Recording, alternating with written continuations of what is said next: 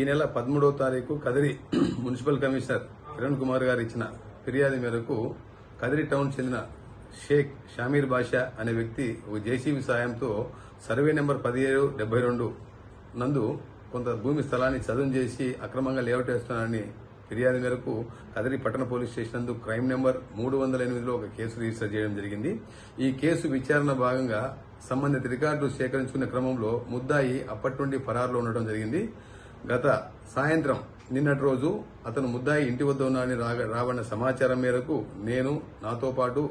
కొంతమంది రెవెన్యూ అధికారుల సహాయంతో అతను వెళ్లి అతను పట్టుకుని అతన్ని విచారించగా అతను ఆ నేరానికి సంబంధించి కొన్ని విషయాలు చెప్పడం జరిగింది. తాను 2015 నుండి మన మాజీ ఎమ్మెల్యే అత్తార్ చాంద్ బాషా గారికి ప్రధాన అనుచరుగా ఉంటున్నానని, ఆయన దగ్గరగా ఉంటున్నప్పుడు తనకి కొంతమంది టౌన్లో ముఖ్యమైన వ్యక్తులు పరిచయం అయ్యారని, వాళ్ళందరి సాయంతోనే ఈ నేరాలు చేస్తున్నారని చెప్పడం జరిగింది. ఆ క్రమంలో అత్తార్ చాంద్ బాషా గారు ఎమ్మెల్యేగా ఉన్నప్పుడు గతంలో నాగిరెడ్డిపల్లె వద్ద సర్వే నెంబర్లో కొంతమందికి పట్టాలు పంపిణీ చేసిన తర్వాత ఆ పట్టాలను మిగిలిపోయిన వాటిని తనకి ఇవ్వగా వాటిని తన వద్ద ఉంచుకొని ఒక్కొక్క పట్టాను సుమారు 30,000 నుండి 50,000 రూపాయలు ప్రజలకు విక్రయిస్తూ డబ్బులు సంపాదిస్తున్నాడు. ఈ క్రమంలో మున్సిపల్ కమిషనర్ గారు ఇచ్చిన ఫిర్యాదు మేరకు కూడా విచారించగా అందుకు తాను శ్రీరాములు నాయుడు అని చెప్పేసిన వ్యక్తి సహాయంతో ఈ దొంగ సంతకాలు చేసి పట్టాలను సృష్టించడం జరిగిందని, దీనికి తనకు ముఖ్యంగా కదిరి టౌన్లో తనతో పాటు అత్తార్ చాంద్ బాషా వద్ద వచ్చే